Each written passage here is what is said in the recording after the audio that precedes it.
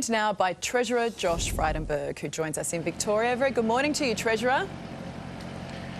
Good morning, Ali. I thought you were going to call me Johnny Depp there for a minute. But, I should have. Drats, I missed that opportunity, didn't I? Hey, Novak is on a plane right now. I don't think there are too many people who are sad to see him go, but do you have any sympathy for him? Look, I greatly respect his tennis abilities, but strongly disagree with his stance on vaccinations. And, we have a very clear rule for people who are unvaccinated coming to this country. They go through 2 weeks of quarantine, or they meet very specific and a narrow set of exemptions. He didn't meet those exemptions or conditions, and hence the Minister for Immigration made his decision, which was upheld by the full court of the federal court. But it doesn't matter if you're the #1 tennis player in the world or you're Betty from Utah, the same rules apply. I agree with that. However, the whole thing could have been handled better, right? Well, it's gone on for a while, but it's been fought in the courts, and ultimately the courts made their decision very clear last night. So the Australian Open, Karl, is a great event. It's one of the 4 Grand Slams. It's got a long history and tradition. It's much more than one tennis player, and it's, for me at least, I'm looking forward to seeing 2 weeks of great tennis, and hopefully an Australian, maybe Ash Barty, holding the trophy aloft in the final week. And Alex de Minaur in the men's. I mean, dream big, don't we? Hey, look, sure. We've got another big story, of course, we're following this morning, and that's what's happening in Tonga. What kind of assistance is Australia offering at this stage? Well, we're pre-positioned humanitarian support. Obviously, DFAT and Defence have activated their systems and processes. We've got a surveillance flight going over the country, helping to identify where the damage has been to roads, to ports, to power lines. And, Tonga is a close friend and partner of Australia. It's part of that Pacific family. We're coordinating, of course, with New Zealand as well, and we'll provide every support possible to Tonga through this pretty difficult time. Yeah, it's a terrible time for Tonga. Look, we've got our own issues back here at home, which in no way are comparable, but we have some issues. You're at the Coles Distribution Centre there in Melbourne. Where are we at with solving the country's food supply crisis? We went to the shops yesterday, and there's clearly some big gaping holes in the marketplace.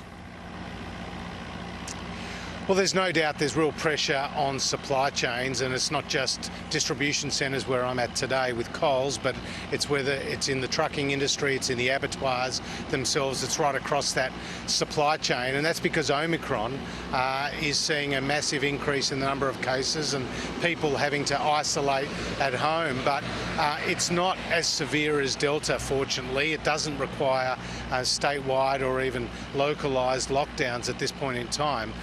So what we're doing is we've changed the isolation requirements around close contacts, and what Coles have told me today is that's making a positive difference on the ground in the distribution centres, and we're expanding that beyond just the food supply chain to water, to energy, to telecommunications.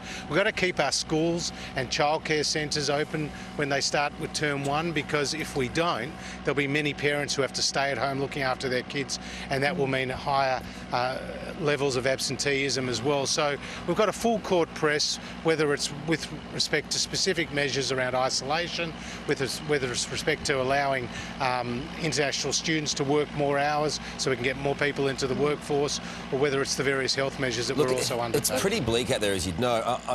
I've driven from the Sunshine Coast all the way out into regional New South Wales over the last couple of weeks. Well, before I got COVID. And let me tell you, businesses are really struggling. There's a survey done this morning that says 40% say they don't have enough cash flow for the next three months. There are significant staff shortages all over the place. Some businesses just can't open with those shortages. I mean, this is it not a small business crisis right now, Josh? It's really challenging, and no one should understate the challenges that businesses are facing, because they are workforce related, and also people's behaviour has changed. Not as many people are going out on restaurants. The airlines are seeing large numbers of cancellations, and that's affecting businesses as well. We've got the loss carry back measure in place, Karl. Yeah. So if you're a small business that makes a loss, you can go and receive a cash refund from the ATO against taxes that you previously paid. We've also got a small and medium-sized business stimulus loan guarantee scheme. New South Wales and Victoria have announced changes around rental arrangements so that there can be some relief for commercial tenants during this difficult time. But we'll get through it, and the problems that Australia is facing right now are not unique to us. They're seeing mass absenteeism in the United Kingdom as well, and other similar countries across Europe where there's high numbers of Omicron. But we are also, according to the medical experts, getting close to a point where the number of cases may peak and then start to plateau and hopefully come down, and that will provide some relief as well. Look, I mean, critical to keeping businesses open, to keeping childcare and schools open will be access to rapid antigen tests. When will we have enough of those? We've got 200 million on order. We've already provided 5 million across the aged care centre. We've provided 10 million to the states, which is going into those state clinics. And of course, the states have got their own orders coming through. Just 3 million arrived in recent days in Victoria. So I think that more supply will certainly come on. But if somebody is sick, showing the symptoms, they need to go to a state clinic where they can go and get either a rapid antigen test or a PCR test and get that clear result, and then take the necessary steps to isolate. We also have the pandemic leave payment, Ali. So if somebody is forced to isolate or a close contact and forced to isolate, then we provide up to $750 for the week, and that's from the Morrison government. So there's actually an emergency support payment in place to help workers get through this period right now. Well, look, good to see that you've recovered from COVID, like my colleague Karl here, and back up on your feet. So I hope you and your wife didn't do it too poorly.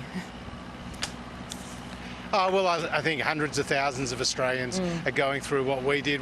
I don't know about Karl's symptoms, but you know, you got the headaches and you got the cold sweats, but after a few days that pass. It still lingers a little bit with the fatigue, but fortunately it's not as severe as Delta. And with respect to hospitalisations and ICU, my heart goes out to all those people who are struggling right now, and particularly also to those wonderful and selfless health workers who do a great job on our behalf. Don't they? Right. Well said, Treasurer. Thank you. Thank you. We'll still